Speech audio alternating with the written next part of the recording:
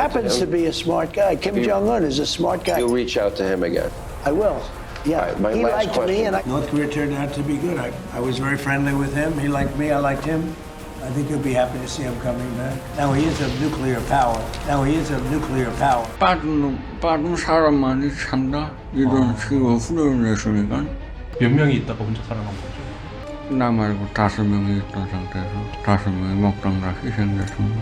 혹시 자폭하라고 그렇게 지시를 받았나요? 명령을 받았나요? 우리 민군단에서 포로는 균줄이 나갔습니다. 전체 12,000명력이 다 전멸할 수도 있다 이런 얘기가 이제 나왔거든요. 네. 이제 앞으로 이게 어떻게 되고 북한 내부 상황이 지금 어떤지 현지의 전장 상황이 어떤지 이런 거에 대해서 궁금증이 있었는데 2명의 포로가 잡혔지 않습니까? 맞아요.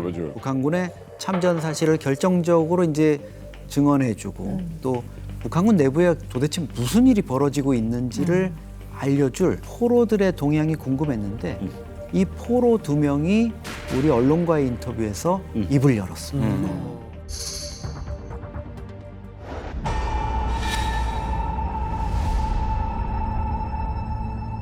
요건 이제 20살짜리 병사가 지금 다리를 다쳐서 낙오한 상태고 우크라이나 특수작전군이 지금 접근해서 이제 생포를 하는 장면이고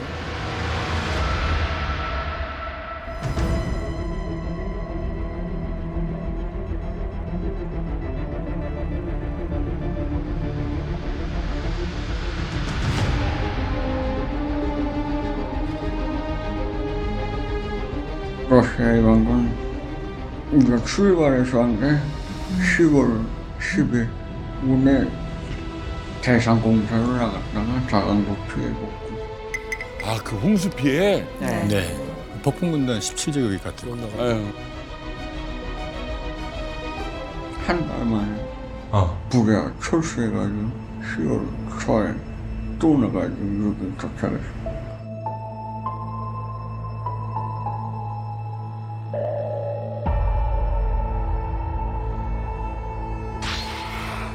유학생으로 훈련한다고 전투에 참가할 줄은 몰랐다. 내가 1월 5일 날부터 전투에 참가했습니다. 먼저 앞장선 단위들이 모두 희생됐습니다. 무인기하고 포사고 기점에 고생을 많이 희생했습니다. 아이고. 러시아 측에서 포사고 제대로 안 해줘서 우리가 무모한 희생을 많이 했습니다. 후방에서 엄호를 전혀 안 해주는 안 해줬네. 완전 총알바디. 론에 대해서 자세히 배우지 않았습니까? 우리가 저 훈련할 때 빠른 사람만이 산다 이런 식으로 훈련을 했으니까 마개 무인기라고 합니다. 그 큰 무인기인데 그래서 폭탄을 달고라는 걸 밤마다 이렇게 요동산 감식이 돼가지고 폭탄을 달고 그런 무인기란 말이야. 몇 명이 있다가 혼자 살아난 거죠? 나 말고 5명이 있던 상태에서 5명이 먹던 다 희생됐습니다. 혹시 자폭하라고 그렇게 지시를 받았나요? 명령을 받았나요? 그죠? 우리 민군단에서 포로는 균줄이 나갔습니다.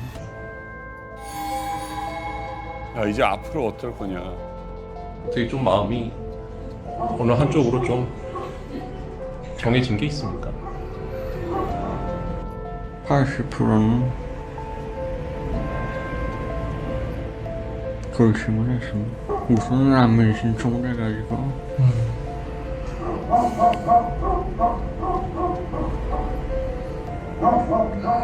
대한민국에 갈 생각입니다.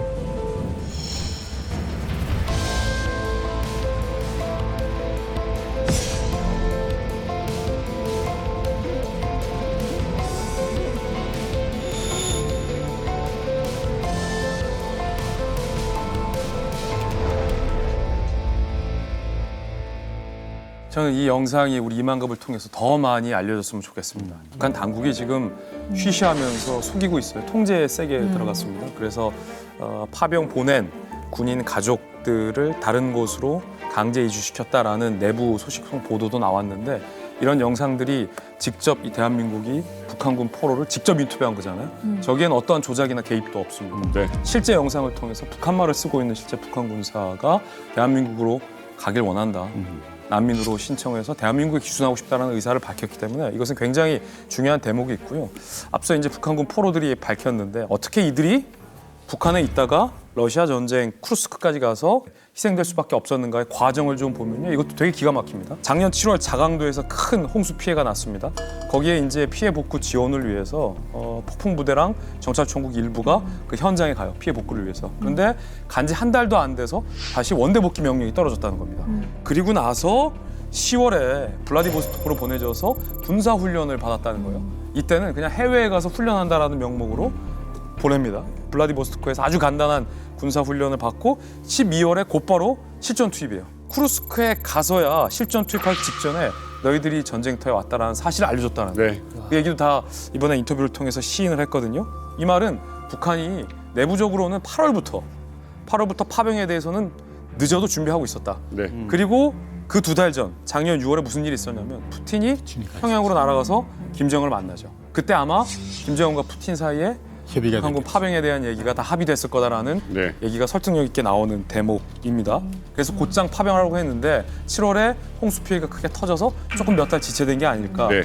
이렇게 보고 있습니다. 지금 보니까 무슨 막 대단한 특수부대 요원 어쩌고 했는데 지금 보니까 그냥 어린 병사들이에요. 아이들이 유학 간다고 알았대잖아요. 지금 북한이 제일 최전방에서 막고 있는 게 사실은 정보 차단이거든요. 그렇죠. 이 정보가 들어가면 깨우치니까. 그래서 제가 북한에 있을 때도 이제 저희 오빠도 군대를 갔댔지만 북한의 부모들은 아이를 이렇게 군대 내보낼 때 항상 하는 말이 그겁니다. 조국의 바친 몸이다라고 생각을 하라는 겁니다. 그러니까 10년 동안 군대 가면 살아 돌아오면 고마운 거고 10년 동안은 바친 몸이기 때문에 얘네들이 나가서 죽든지 살든지 부모한테 알려주질 않아요. 그리고 만약에 이제 나중에도 지금 현재는 안 보냈을 것 같은데 아마 나중에 보내겠죠. 전사증 하나 딸라당 옵니다. 근데 거기에 무슨 뭐 보상이 있기랍니까? 뭐가 있습니까? 정말 원한이 사무치는 거죠. 알 방법이 없습니다. 사망자가 1000명에 이르는 이런 상황이 되니까 언제 어디서 왜 죽었는지에 대한 언급도 없고 시신도 당연히 없죠. 왜냐하면 지금 우크라이나 전쟁이 워낙 급박하고 있기 때문에 시신을 제대로 수습을 안 하고 있는 거예요. 우크라이나군 당국 얘기는 북한군이 떼죽음을 당했거나 이런 벙카를 다 화염방사기 같은 걸로 소각 처리를 하고 있다잖아요. 북한군 참전 흔적을 숨기기 위해서. 덜렁 가족들만 은밀하게 불러서 전사했습니다 하면서 뭐라 그랬느냐. 조국의 명예를 걸고 성스러운 전투훈련에 참가했다가 사망했다. 이렇게만 밝히는데 내용도 유족들한테 또 보안 서약을 요구한다는 거예요. 어디 가서든지 발설하지 않겠다. 북한에서는 이전에 역사적으로 보면 이전에 그 중동 전쟁에 북한이 비공식 참가했던 적도 있고 베트남 전쟁에도 참가했던 적도 있는데 그때도 실질적으로는 참가해서 죽었다는 것까지도 공개한 적이 없어요. 그러니까 이런 것들은 아마도 앞으로도 김정은이 공개할 수도 없고 북한의 주민들이나 일반 주민들은 여러 가지 우리 탈북민들이 여기 와 있고 친척들이나 전화를 통해서 한 해 평균 하루에 탈북민들이 500 내지 1000통을 하거든요. 북한 주민들하고 대략적으로 보면. 근데 그것이 연결이 안 됐을 거라고 보지는 않습니다. 그런 측면에서 아마 다 공개되지 않았을까. 또 하나 화가 나는 건 뭐냐면 전쟁터에다 군인들을 보내려면 정보라든지 전술에 대한 것을 하나라도 더 가르쳐줘야 생존의 확률이 올라가는데 사실은 이 드론에 대한 것들을 왜 안 알려줬을까를 생각을 해보면 그래서 결국은 허무하게 저렇게 지금 군인들이 죽어가고 있는데 허무하게 지금 동료들이 다 죽었다는 거 아니에요 지금. 아까 그 말 들으니까 빠른 놈만이 산다라는데 그 말 딱 어처구니가 없는 게 어처구니가 없죠. 아니 드론보다 빠른 사람이 어디 있어요? 그럼요. 이런 식의 얘기거든요. 그러니까 사실 보게 되면은 애초에 돌격 부대로 투입하는 게 문제거든요. 아니 왜 진해나 병력을 보내지 왜 북한 병력을 보내? 또 하나는 뭐냐면 그 영상을 보잖아요. 전투 보병 차량이 없어요. 네. 알보병을 보내요. 알보병을 보냅니다. 그렇게 된다면 저쪽에다가 화력 지원이라도 해줘야 되거든요. 안 쏴줘요. 그러니까 애들이 그냥 가가지고 완전히 우크라이나 그 드론의 그 사냥감이 돼버리는 거거든요. 그러네요. 하나하나 한 사람 잡는 것들이 다 녹화가 될 정도로 명확하거든요. 드론 하나가 나타나면 조를 짜가지고 어떻게 한다라든지 이런 기본적인 훈련, 러시아군 같은 경우에는 원시적이나마 그런 훈련을 받거든요. 근데 이런 것 없이 가가지고 알몸으로 부딪히면서 자기들끼리 깨우친 거예요. 죽어가면서. 실질적으로 보면 이게 전쟁이 3년이 계속 지속이 되었잖아요. 그러면 이 한반도 지형이랑 지금 우크라이나 지형은 완전히 틀리죠. 우리는 산악 지역인 거잖아요. 맞아요. 산악 지역에서 빨리 뛰어야지만 살아남는다. 왜냐하면 그 친구는 폭풍 군단에서 경보병 같은 경우는 의무가 빨리 뛰어가서 임무를 수행을 하는 거거든요. 맞네요. 그러니까 이 친구는 배운 게 북한에서 한반도 지형에 맞게끔 배운 그렇지. 특수군의 훈련을 갖고 거기 가서 개활지에 가서 열심히 뛰어본데 결국에는 저격을 당하는 수밖에 없는 거죠. 지금 북한 군인들이 그 뭐 4천 명 죽거나 다친 사람 외에도 네. 우크라이나 쿠르스크에서 지금 전쟁을 치르고 있거든요. 네. 그 전쟁 영상을 담은 그 모자이크 처리가 되지 않은 그 장면들을 보면 정말 참혹하게 그지없고 국제사회에서 이게 거의 유튜버들 뭐 이런 사람들이 상업적으로 이걸 활용하면서 조롱거리가 되고 아, 있어요. 그래요? 드론이 날아다니고 이래가지고 혼비백산하는 그 막 어쩔 줄 모르는 북한군 병사들 영상에 어떤 음악이 깔리느냐 우리 한국 동요 둥글게가 깔리고 있어요. 그러니까 진짜 사람 죽는 거를 네, 찍은 죽는 거니까. 장면에 막 이렇게 하는데 그리고 그리고 오징어 게임에서 나왔던 네, 그 심지어 정말 입에 올리기도 너무 참혹한 장면이지만 이 시신들이 그냥 방치돼가지고 들짐승이나 가축들의 날 풀려봐요. 해치는 이런 단계까지 갔는데 거기에 이 유튜버들이 뭐라고 달았냐. 북한 너희들 옛날에 그 개를 식용으로 먹고 있지 이제 개들이 너희한테 복수하는 거야. 이런 식의 조롱이 담기는데 김정은은 지금 이런 처참한 상황을 네. 그냥 이렇게 은폐하고 방관만 하고 있는 거예요. 사실 저는 개인적으로도 가장 좀 안타까운 게 잡히면 변절이다. 뭐 잡히면 자폭하라. 그렇지. 그래가지고 세멸당해가지고 자폭한 시신들이 많았다는 게 조금 안타깝더라고요. 그러니까 북한의 세뇌는 우리 대한민국 분들은 이해 못해요 절대로. 아 북한은 그 장군님을 위해서 내 목숨을 초계와 같이 바치는 것이 최대의 영광이고 정치적인 영원한 생명을 가지는 것이 내 인생에 살면서 제일 의미 있는 삶이다라는 것을 아주 4살 때부터 죽을 때까지 교육을 시킵니다. 어릴수록 더 아직 세뇌가 더 단단해요. 그러니까 지금 나와 있는 평균 연령이 18살이잖아요. 북한이 16살이면 군대 갑니다. 16살이면 학교 졸업하거든요. 교육을 했을 거예요. 잡혀가면 이제 남조선 그 대한민국 것들이 우리를 잡아가지고 너네 뭐 어떻게 고문을 하고 지금 그 옴동설안에 자폭한 군인들의 피비린내가 진동을 했다 하지 않습니까? 그러니까 이건 현상이에요. 누가 하나 옆에 동지가 죽으면 자기도 따라 죽는 거예요. 야 이렇게 잡혀가지고 뭐 내가 군인으로서의 그런 임무를 못할 바엔 다 죽어버렸다. 아니 솔직히 포로가 될 바에는 죽으라고 하는 게 정말 끔찍한 게 뭐냐면 세계사적으로 일본 제국주의가 욕을 먹는 가장 큰 이유가 뭐냐면 포로가 될 바엔 죽어라 했어요. 옥쇠라고 하잖아요. 일본 왕을 위해서 옥처럼 분쇄되라 이거거든요.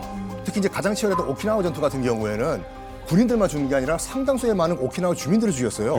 이런 말을 했다니까요. 미군들이 상륙하면 너희들 성폭행하고 다 죽일 거니까 미리 죽어라예요. 그래서 그 말을 믿고 아버지가 와이프랑 자녀 다 죽이고 자기도 죽고 가미가지 특공대 같은 경우에도 내가 이 비행기를 몰고 나가면 죽는 걸 알아요. 아, 이건 너무한 거 아니에요? 소년 그 전투 조종사들이 남긴 글이 있었거든요. 네. 정말 난 죽고 싶지 않다. 그럼. 근데 내가 이걸 비행기를 몰고 나가야 되는 것은 난 숙명이다. 다음 생에서 또 만나십시다 어머니라고 그 남긴 글이 있거든요. 어린애들이죠. 그러니까 일본 제국주의가 욕먹는 만큼 북한도 욕 먹어야 돼 솔직히요. 그럼요. 그리고 우리가 참고할 수 있는 그 선행 케이스가 있어요. 뭐냐면 한국 전쟁 끝낸 다음에 이제 우리가 서로 상호 포로 교환을 했지 않습니까?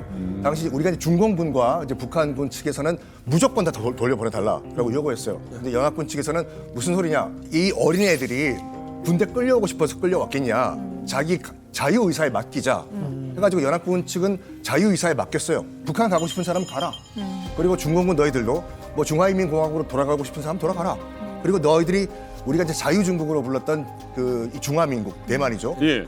장개석의 대만으로 가고 싶은 사람은 우리가 미군 함정을 이용해가지고 보내줄게. 초이스를 줬어요. 그래서 이 케이스를 적용을 하면 돼요. 너희들 어디 가고 싶냐? 가라. 보내주겠다. 그러면 대한민국에 오고 싶다라고 하면 올 수 있는 거예요? 못 하지 않는 거예요? 제가 취재해봤습니다. 우크라이나 쪽과 우리 정부 양쪽 다 취재했는데 우리 정부에서는 이 포로 인터뷰가 나오자마자 즉각 외교부가 입장을 정리해서 발표했어요. 전원을 대한민국으로 수용하겠다라고 밝혔고 최근 우크라이나 당국도 한국행 협조하겠다라는 입장을 명확히 밝혔어요. 이게 가능한 시스템은 이래요. 그럼 우크라이나가 포로가 된 북한군 병사에게 난민 자격을 부여합니다. 난민 자격으로서 제3국 대한민국에 가길 희망하는 겁니다. 그럼 우리나라가 뭐 다른 제3국을 거치지 않고 직항기를 우크라이나 보내서 대한민국의 귀화를 허용하면 다 되는 겁니다. 북한군 포로들은 대한민국에 올 가능성이 현재는 더 높은 상황입니다.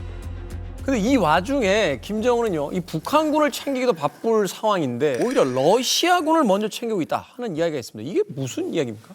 수상하기도 하고 좀 의아하기도 한 일인데요. 우크라이나전에서 부상을 당한 러시아 군인 수백 명이 북한에 와가지고 지금 치료를 받고 요양을 하고 있다. 이런 소식이 지금 북한 내부에서 흘러나오고 있는 겁니다. 쿠르스크에서 사실 북한까지는 모스크바보다도 훨씬 엄청 멀죠. 그러네요. 근데 그 거리면 거의 이제 항공편을 이용해가지고 오지 않으면 올 수 없는 거리인데 병원비하고 체류비도 안 받고 있다? 받는다고. 네네. 이게 도대체 의문이 풀리지가 않고. 그래서 예. 미국 전쟁연구소에 따르면은 네. 그 사람을 인터뷰한 내용도 나와 있어요.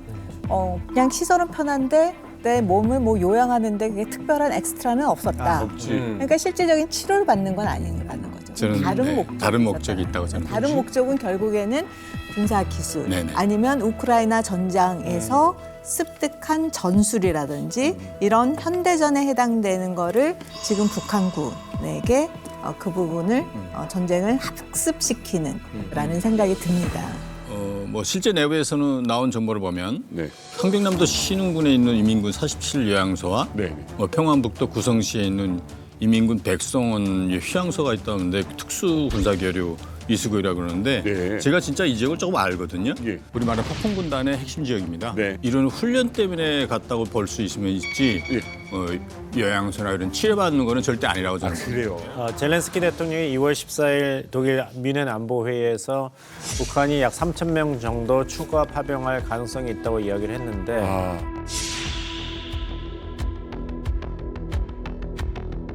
하지만 여러분들께서 지적하신 대로 살아서 북한에 돌아온다 할 때도 이게 소문이 퍼질 텐데 그것을 김정은 정권이 감수할 수 있을 것인가. 사람의 말보다 무서운 게 없지 않습니까? 그러니까 김정은 정권이 마음은 급한데 뭐 일이 계속 이렇게 장기적으로 도움되는 방향으로 하는 것 같지는 않습니다. 자, 러시아 우크라이나 전쟁이 끝나고 트럼프 대통령이 만날 사람 1순위가 누굴까? 바로 이 사람 아니겠습니까? 김정은. 그렇죠. 그렇죠. 네. 예. 트럼프의 지금 뭐 발언을 가지고 이야기를 하다 보면은 여러 나라 압박을 가하고 있습니다. 뭐 중국이고 어디고 다 압박을 가해서 다들 놀래고 있는데 유독 김정은한테만 보고 싶어. 부드러운 이야기를 했어요.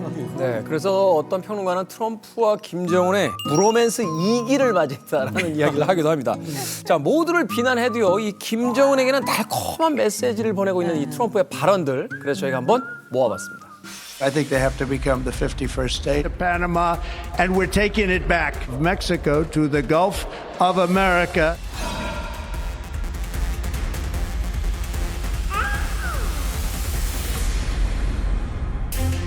Kim Jong-un, very smart, very tough, but he liked me and I got along really well with him and we were safe. North Korea, Kim Jong-un, I got along very well with him. It's nice to get along with somebody who has a lot of nuclear weapons or otherwise, isn't it? I said, just relax, let's go to a baseball game. I'll show you what a baseball. We'll go watch the Yankees or we'll come watch Michigan at its home opener. 진짜 그 비즈니스가인 게 뭐냐면 돈 안 드는 일은 아주 거침없이 해요. 그냥 칭찬하고 말로 뭐 하고 이런 거는 서비스. 그래. We'll make America great again. Thank you very much. He happens to be a smart guy. Kim Jong-un is a smart guy. You'll reach out to him again. I will. Yeah, Right, my he last liked me, question. and North Korea turned out to be good. I was very friendly with him. He liked me. I liked him. I think he'll be happy to see him coming back. Now he is a nuclear power.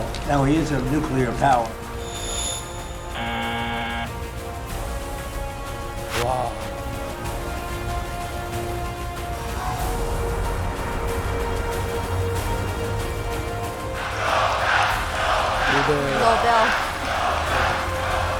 That's very nice. Thank you. That's very nice. Nobel. Nobel. 되게 좋아한다. 좋아해.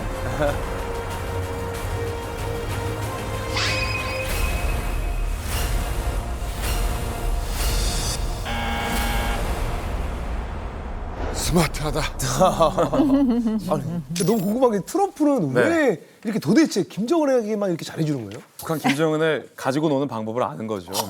사실은 뭐 캐나다나 뭐 우리 대한민국 포함해서 미국의 우방국들에게는 이렇게 스윗한 이 얘기를 할 필요가 없죠. 이미 우방국이니까. 근데 북한 같은 경우는 사실은 미 정상급 인사 중에서 전현직 대통령 중에서 김정은을 저렇게 많이 만난 사람이 누구밖에 없습니까? 트럼프밖에 없어요. 실제 트럼프는 급박하게 김정은과 판문점에서 만나기도 하지 않았습니까? 그랬던 이 연줄이 있는 정치인은 트럼프밖에 없는 거죠. 북미 정상회담을 한다라는 이슈는 단순히 이 대한민국뿐 아니라 전 세계가 주목하는 거죠. 예를 들어 네타냐후 이스라엘 총리와 트럼프 대통령이 회담한다고 해서 전 세계가 그 김정은을 만났을 때처럼 주목할까요? 아, 그러네. 안 그런다는 거예요. 그러네요. 그 위험천만한 테러리스트보다도 훨씬 더 위험도가 높은 이 정치 세력의 수장 김정은을 언제든 불러낼 수 있다라는 자신감 트럼프에게 있는 거죠. 꽃놀이 팬 거죠, 일종의. 정확합니다. 저는 그걸 바로 이렇게 얘기하고 싶습니다. 우리 람프 형님께서 지금 현재 가장 원하는 게 뭡니까? 바로 노벨 평화상입니다. 이 노벨 평화상을 받으려면 저의 스타성이 필요한 거 아니겠습니까? 네. 하지만 제가 그 무대에 서기 위해서는 출연료가 필요합니다. 이 부분을 잘 생각하셔서 아무리 람프 형님이라도 저는 좀 고민을 해보겠습니다. 네, 이제 트럼프는 노벨 평화상을 꼭 받고 싶죠. 일기 때도 아까 화면에 나왔습니다만 바랬는데 받지 못했는데 지금까지 역대 대통령 4명이 받았는데 본인이 받아가지고 잘 되면은 나중에 그 러시모산에 5번째 미국 대통령으로 얼굴도 새겨야 되고 본인은 그게 당연하다고 생각하겠죠. 가자 지구의 평화, 그럼 중동에서 평화를 이룬 미국 대통령이고 유럽에서도 평화를 이루어야죠. 우크라이나 전쟁. 그리고 빠진 데가 인도 태평양 지역이니까 한반도의 비핵화하면은 삼박자가 다 맞고 그러면 당연히 나는 노벨 평화상을 받는다. 이것이 그냥 개인의 욕심이 아닙니다. 잘 살펴보면은 아주 정교한 구조가 있는 것이 이 세 가지 뒤에는 중국이 있습니다. 가자에서 평화, 우크라이나 전쟁 종식, 그 한반도에서 북한과 딜을 해가지고 중국의 영향력을 끊어야지 그 다음 목표인 중국 견제에 들어간다는 거죠. 이제 트럼프 자서전을 보면은 이런 얘기가 나옵니다. 할아버지가 용돈 줄 테니까 이 방을 깨끗이 청소하라 해서 열심히 닦았대요. 어린 나이에. 그리고는 25센트 하나를 딱 주더래요. 그러니까 어린 트럼프지만 펄펄 뛰었다는 거죠. 할아버지 내가 얼마나 하루 종일 열심히 닦았는데 25센트. 네, 25센트. 할아버지가 도날드야 잘 기억해라. 방 깨끗이 하는 거는 아무나 할 수 있다. 아무나 할 수 있는 일을 하면은 이 정도밖에 못 번다.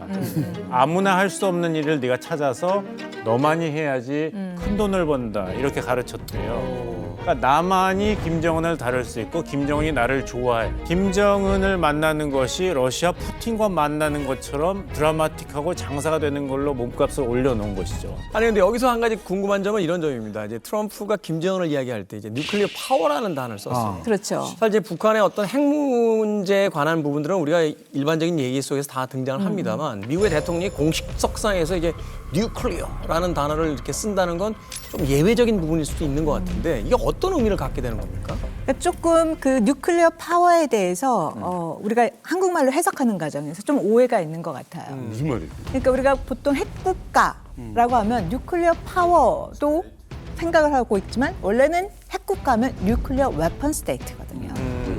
그러면 5대 핵강대국. 그러니까 우리가 소위 말하는 비확산 체제인 NPT가 만들어지기 전에 이미 핵을 가진 국가. 미국, 러시아, 중국, 영국, 프랑스 5개 국가죠. 상임이사국과 유엔의 상임이사국이 만들어진 이 국가들이 뉴클리어 웨펀 스테이트로 핵국가라는 말을 쓰고 우리가 핵 군축이라고 이야기했을 때 이 핵 군축도 이 5개 핵을 갖고 있는 뉴클리어 웨펀 스테이트 간에 하는 게 핵 군축이에요. 그런데 우리가 뉴클리어 파워 하니까 북한을 핵국가로 인정한 거 아니야? 그래서 대화의 장에 가면 협상에 가면 북한이랑 핵 군축하는 거 아니야? 근데 여기서 이제 우리가 오해를 많이 한다라는 거죠. 그래서 뉴클리어 파워라고 했을 때는 우리가 원전 기술이 있는 국가도 뉴클리어 파워라고 해요. 그래서 이 뉴클리어 파워는 원전 기술이 있는 국가 플러스 우리가 NPT 체제에 들어가 있지 않지만 사실상 핵을 갖고 있는 국가. 뭐 인도, 파키스탄, 이스라엘 우리 핵국가로 인정하지 않아요. 그냥 거기도 그냥 뉴클리어 파워. 그래서 사실은 이 박사님 잘 설명해 주셨는데 미국 언론 내에서도 뜨겁게 논쟁이 됐어요. 왜냐하면 트럼프 대통령뿐만 아니라 이 국방장관 지명자도 북한은 핵을 가지고 있다. 핵 보유국이라는 용어를 써서 이 언론들도 백악관에 굉장히 많은 질의를 하고 논란을 했어요. 그래서 백악관이 입장을 정리해서 최근에 발표를 했어요. 트럼프 대통령과 국방장관이 의미한 뉴클리어 파워는 핵을 불법적으로 개발하고 있는 그 현상 상태를 의미하는 것이지 NPT가 규정하고 있는 공식적인 핵 보유국을 의미하는 게 아니다. 라고 백악관이 선을 그으면서 트럼프 행정부는 일기 때와 마찬가지로 CVID, 완전하고 불가역적인 비핵화가 목표다라고 백악관에서 명백하게 입장을 정리하는 일도 최근에 있었어요. 그러니까 상황만 이야기한 것이지 지위를 준 것이 아니다. 그렇죠. 트럼프가 북한을 대하는 태도를 보게 되면 첫째는 빈말이에요. 개인적으로 칭찬합니다. 스마트하다, 뭐하다. 김정은 기분 굉장히 좋게 합니다. 돈 한 푼 안 들어요. 두 번째로는 뭐냐면은 마치 핵국가를 갖고 있다. 물론 이제 핵 보유국으로 인정하는 건 아닌다 하더라도 어떤 정도의 지위냐면 예를 들어 이스라엘이나 인도나 파키스탄처럼 갖고 있잖아요, 실제로. 그런데 사람들이 제재 안 하거든. 네. 그거라도 인정받으면 어느 정도입니까? 그러니까 여기에 대한 희망을 살짝 주는 거예요. 살짝 주면서 그다음에 북한으로 하여금 저희 의도가 뭐지? 그러니까 불분명한 겁니다. 이거 인정하겠다는 거야, 안 하겠다는 거야, 헷갈리는 상태에서 기대감을 갖게 하는 거죠. 기대감을 갖는 동안에는 얘네들이 망동을 못 합니다. 그래서 정말로 트럼프가 있는 동안에 핵 활동이 동결이 됐었거든요. 그럼 트럼프는 봐라, 내가 이렇게 다루는 거야. 이러는 건데 북한도 이제는 그걸 알았을 거라는 거예요. 일기까지 이렇게 넘어갔는데 그래서 그 다음에는 어떻게 될지 모르겠습니다. 아니 그렇게 비핵화를 이제 조건으로 하면 어떻게 보면 하노이 때랑 또 똑같은 상황이잖아요. 그럼 김정은이 좀 만나려고 할까요? 정확합니다. 정확합니다. 사실 이 김정은이가 아시다시피 제가 그동안 가진 핍박과 구박을 받으면서도 헥헥거리면서 핵을 고다시켰는데 왜 핵을 도대체 인정을 안 해준지 모르겠습니다. 우리의 핵을 인정할 때 만남이 의미가 있지 않나 이런 생각을 해봅니다. 근데 이거를 바꿔서 생각해 보면 트럼프 대통령과 다시 만나지 않는다면은 미국과 국제사회가 북한의 핵을 인정할 시간은 오지 않잖아요. 그러니까 인정을 받기 위해서는 만남이 있어야 되고 또 이렇게 멋있게 차려입으셨는데 세계가 북한을 또 김정은 정권 우러러 보려면 미국 대통령과 정상회담 하는 것보다 더 큰 행사가 어디 있습니까? 그렇죠. 그러니까 몸값을 올리려면은 잔치를 벌여야죠. 출연료 논할 때가 아니에요. 지금 출연료를 원하는 지금 봉 교수님을 설득하고 있는 거예요. 썰기돼가지고 이거. 이렇게 북한에 대해서 이야기해주는 대통령을 언제 만날 수 있을 것인가? 트럼프는 미국 헌법상으로 3선이 안 됩니다. 이번 4년이 마지막이에요. 결국에는 이제 트럼프 2기 때 트럼프 김정은 회담은 가능성이 굉장히 높다. 이만갑에서 다시 하노이가 아니라 어디로 갈지 모르겠습니다. 그러게요. 사실 이제 어쨌든 트럼프와의 만남은 우크라이나전이 어느 정도 매듭지어지는 적어도 종전 이후가 될 가능성이 높은데 푸틴과의 관계를 어느 정도 좀 청산을 하고 잠정 청산이라도 하고 다시 이제 시진핑 형님한테 갈 수밖에 없는 구도거든요. 기본적인 구도는. 근데 김정은이 설사 그 단계에서 아니야, 내가 조금 더 뭔가 시기를 보고 트럼프의 애를 달궈서 좀 나는 좀 몸값을 올릴 거야. 하노이에서처럼 내가 뒤통수를 다시 맞으면 나는 내부적으로 내 리더십은 갈 곳이 없다. 이렇게 생각할 수도 있을 텐데 김정은이 선택권을 가지고 있는 건 없는 것 같아요. 마치 저희가 보기에는 김정은이가 트럼프와의 정상회담 혹은 그 만남을 나가고 안 나고를 선택할 수 있는 것 같지만 결국은 어떤 식으로든 강압을 하든 설득을 하든 트럼프는 결국 자기와의 회담 테이블 앞에 김정은이가 나와서 앉을 수밖에 없도록 만들 겁니다. 근데 이제 결국 비핵화시키고 싶은 사람과 끝까지 핵을 포기하지 않을 사람. 근데 이 두 사람의 만남이잖아요. 일종의 이벤트 같다는 생각도 해요. 이게 계속 어떤 실체보다는 지난 몇 년 동안 계속 쌍방이 지금 언론 플레이들만 하면서 어떤 승부가 나는 경우는 별로 본 적이 없어요. 이것도 그냥 노딜로 끝나는 거 아닙니까? 또 이번에도? 저도 대화에 응해서 한번 쇼오프는 하지만 딜은 없을 거다. 왜냐하면 작년에는 누가 최대 적대국이었냐. 한국이었거든요. 적대적 두 국가론을 이야기를 했는데 북남 관계는 더 이상 동족 관계, 동질 관계가 아닌 적대적인 두 국가 관계, 전쟁 중에 있는 두 교전국 관계로 완전히 고착되었습니다. 이번에 전원회의를 통해서 나온 거는 한국에 대한 이야기는 하나도 없어요. 그러게요. 오히려 이제 미국에 대해서 최강경 대미 전략을 취하는 게 우리의 전략이다라고 선포를 했어요. 핵무기는 협상 대상이 아니라는 거예요. 이거는 우리의 생존권과 관련된 문제다라고 했기 때문에 얘를 협상의 장에 핵무기를 들고 나간다? 있을 수 없다라는 거죠. 그런 점을 봤을 때 이번 2기에서도 트럼프 대통령이 노벨상을 타기 위한 쇼커스로 정은이를 불러낼 수는 있겠지만 그래서 대화를 한번 미팅은 할 수 있겠지만 협상이니 뭐니 이런 것들은 일어날 가능성은 저는 거의 없다. 그러니까 제가 봤을 때는 그 트럼프가 북한의 비핵화에는 관심이 없어요. 그러니까 지금 목표가 만약 노벨 평화상이라고 하면은 뭔가 업적이 필요하잖아요. 업적만 필요해 지금. 그 업적을 어떻게 만드냐. 그러니까 지금 그 트럼프도 그렇고 김정은도 그렇고 협상 스타일이 이제 바텀업이 아니라 탑다운이잖아요.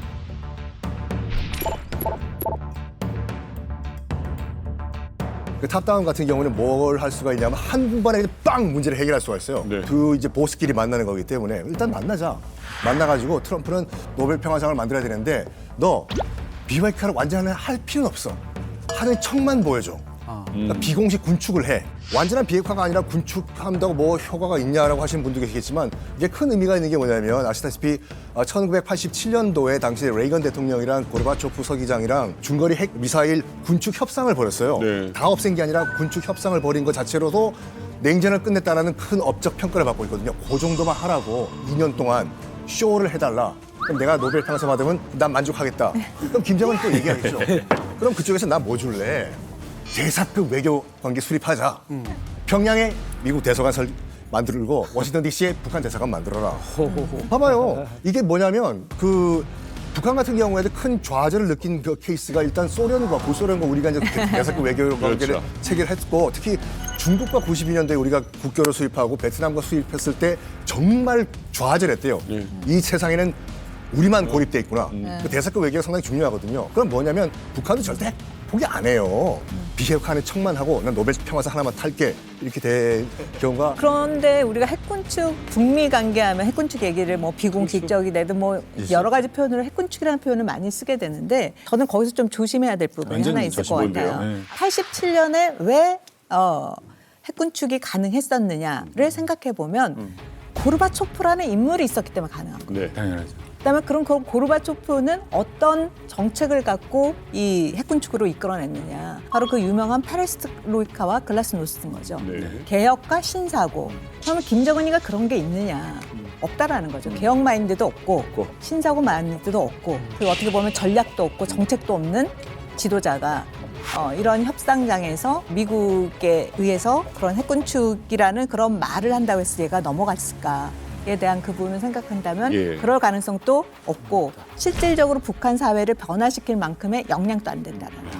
저는 걱정이 많은 사람이라서 좀 반대 의견을 말씀드리겠습니다. 오죽하면 집에서 저는 걱정부 장관이라고 하는데 트럼프 백악관에서 일기 때와 마찬가지로 북한의 완전한 비핵화다. 저는 안심이 안 돼요. 트럼프 일기 때 목표가 북한의 완전한 비핵화라고 표면적으로 했지만 완전한 비핵화도 미국만 완전하게 안전한 북한의 비핵화면 되는 것이지 북한이 미국을 직접 공격할 수 있는 ICBM 기술만 차단한다면은 트럼프 정부 기준으로는 이것이 북한의 완전한 비핵화라고 할 수가 있어요. 그래서 협상장에 가서 김정은 트럼프 간에 미국을 공격할 북한의 능력만 제거한다면 트럼프는 그걸 받을 것 같아요. 이것이 북한의 완전한 비핵화. 봉 교수님께서 이제 말씀하신 부분은 사실 저희가 우려하고 대비를 해야 돼요. 근데 이제 기술적으로 보면 핵무기라는 것은 핵 생산 시설과 원료 재가공 시설을 문을 닫거나 폐쇄하면 향후 몇 년간 그 시설을 완벽하게 복구하지 않는다면 핵 생산 능력이 줄어듭니다. 근데 이제 ICBM 같은 경우는 ICBM 미사일을 생산해 놓은 것을 파괴한다?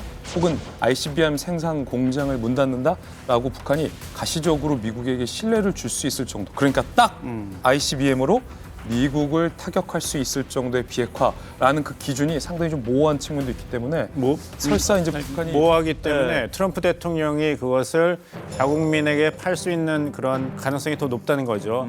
북한이 시간을 두고 계속해서 회기를 약속했고 그 프로세스가 오늘 밤 자정부터 시작된다. 그럼 벌써 성공하고 완결된 거예요. 그래서 트럼프는 자녀 임기 동안에 그건 계속 진행 중이다. 잘 되고 있다니 연락받았다.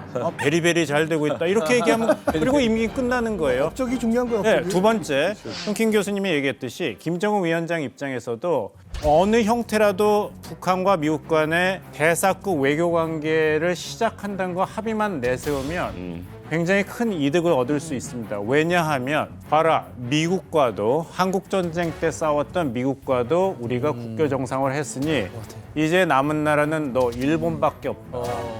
우리 국교 정상화를 실현하고 거기 2조에 따라서 식민지 시대 때 폭력과 지배에 대한 배상금을 지불해라 그러면 북한은 잭팟이 터지는 거예요. 그걸 바라는 건 맞습니다. 그러니까 일본으로부터 배상금이 들어오면은 김정은 이제 돈 걱정이 없는 거예요. 네.